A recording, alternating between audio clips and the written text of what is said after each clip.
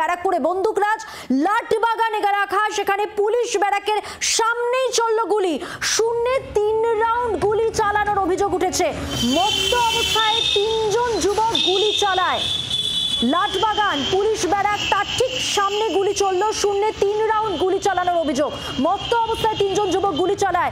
Police তাড়া করে 3 জনকে গ্রেফতার করেছে। ব্যারাকপুর থেকে সরাসরি রয়েছেন আমাদের প্রতিনিধি বরুণ সেনগুপ্ত। কথা বলবো বরুণের সঙ্গে। বরুণ, যে 3 জনকে গ্রেফতার করা হয়েছে তাদের সম্পর্কে এখনো পর্যন্ত পুলিশ কি বলছে, কি জানা যাচ্ছে?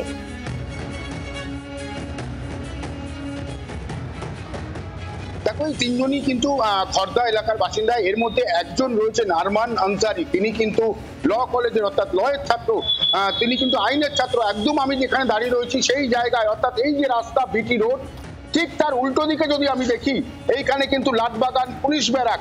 আর ঠিক এই রাস্তায়, একদম এই রাস্তায় কিন্তু তারা গুলি চালাতে চালাতে যায়। 3 রাউন্ড গুলি। এই রাস্তাটা এতটাই গুরুত্বপূর্ণ, ঠিক এই রাস্তার মাত্র 50 গজ দূরে হবে সেখানে রয়েছে ব্যারাকপুর পুলিশ কমিশনারেটের অফিস। পাশাপাশি ঠিক তার উল্টো দিকেই রয়েছে কিন্তু পুলিশের অপরমহল বড় কর্তাদের অফিস, এছাড়াও যারা সিকিউরিটি, সেই সিকিউরিটির অফিস। আর ঠিক এই রাস্তার উল্টো দিকেই রয়েছে বিএন বোস হসপিটাল। বুঝতেই পারছো এই রাস্তাটা কতটা গুরুত্বপূর্ণ রাস্তা। সেই রাস্তার উপর একেবারেই মদ্যপ অবস্থায় যুবকরা গাড়ি নিয়ে গুলি চালাতে চালাতে যাচ্ছে। এটা কিন্তু একটা প্রশ্ন উঠতে শুরু করে দিয়েছে। পাশাপাশি এই বন্দুক তারা কোথা দিয়ে পেল সেটাও কিন্তু একটা মস্ত বড় প্রশ্ন। তার কারণ হিসাবে যে তাদের কাছ থেকে 7mm একটি রাইফেল উদ্ধার করেছে পুলিশ এবং 2 রাউন্ড কার্তুজ উদ্ধার করেছে। কোথা থেকে পেল এবং এত সাহস তাদের কোথা থেকে এলো যে এই রাস্তা অর্থাৎ ব্যারাকপুরের দিক থেকে তারা আসছে এবং এই যে জায়গা, এইখানে বন্দুক উঁচিয়ে তারা গুলি চালাচ্ছে, এটা নিয়ে কিন্তু প্রশ্ন উঠতে শুরু করে দিয়েছে ইতিমধ্যেই। পাশাপাশি বিভিন্ন মহল থেকে কিন্তু এটা নিয়ে বলা হচ্ছে যে এই যে গুলি অর্থাৎ ব্যারাকপুরের বন্দুক গুলি, এটা যে একেবারে রমরমা, সেটা কিন্তু এখনো পর্যন্ত বন্ধ হয়নি। কবে বন্ধ হবে বা কবে এর থেকে ব্যারাকপুরবাসী মুক্তি পাবে, সেটাই কিন্তু সবচেয়ে বড় প্রশ্ন হয়ে উঠেছে এই মুহূর্তে ব্যারাকপুর অঞ্চলে। কারণ যে জায়গায় গুলি চলেছে, আমি আবারও একবার জায়গাটা যদি দেখাই, এই যে জায়গা একদম একদম আমি যেখানে দাঁড়িয়ে রয়েছি এই জায়গায় গুলি চলেছে, ঠিক তার উল্টো দিকে কিন্তু পুলিশ ব্যারাক। পুলিশ ব্যারাকের সামনে পুলিশের একাধিক প্রশ্ন উঠছে, কেন বারবার ব্যারাকপুরে গুলি চলবে এভাবে?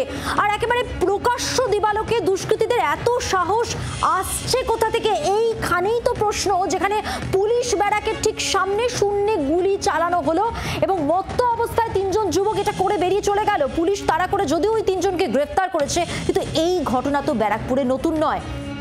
এত সাহস দুষ্কৃতীরা পাচ্ছে কোথা থেকে? এইখানেই প্রশ্ন উঠছে। ব্যারাকপুরে বন্ধুরা নতুন ঘটনা নয়, লাঠবাগানে যে ঘটনা ঘটেছে আরো একবার এখানেই প্রশ্নের মুখে দাঁড় করিয়ে দিচ্ছে পুলিশ প্রশাসন। একেবারে নাকের ডগায় যে 3 জন কাণ্ড ঘটালো, ব্যারাকপুরে গুলি চালালো, একেবারে শূন্যে 3 রাউন্ড গুলি চললো প্রকাশ্য দিবালোকে, দুষ্কৃতীরা এত সাহস পাচ্ছে কোথা থেকে? ব্যারাকপুরে যে ঘটনা ঘটেছে, লাঠবাগানে পুলিশ ব্যারাকের ঠিক সামনেই গুলি চলেছে। শূন্যে 3 রাউন্ড গুলি চালালো মত্ত অবস্থায় 3 জন যুবক। এই নিয়ে অর্জুন সিং এর কি বক্তব্য শোনাবো আপনাদের।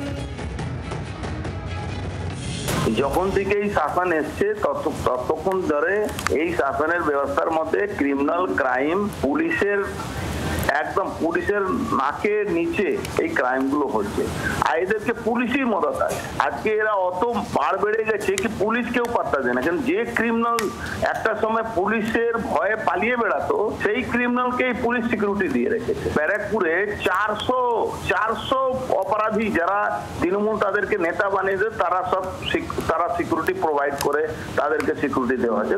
গুলি চলবেই, এদের কোনো ভয় নেই। সব হিরোইন বিক্রি করছে, ড্রাগস বিক্রি করছে, গুলি চালাচ্ছে, সোনা দোকানে লুট করছে, তোলা তুলছে, অফিসিয়ালি আছে। এটা কোনো লুকোনোর ব্যাপার নেই, ওদের ভয় বলে কিছু নেই।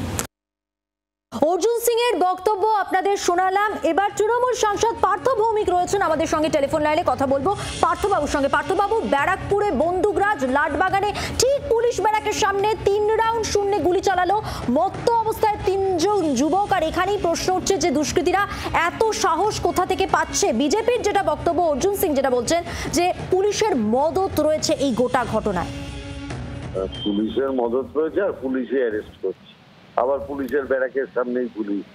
3টে সেই ইয়ং ছেলে এদের কারোর ক্রিমিনাল ব্যাকগ্রাউন্ড নেই আমি যতদূর অব্দি জানি।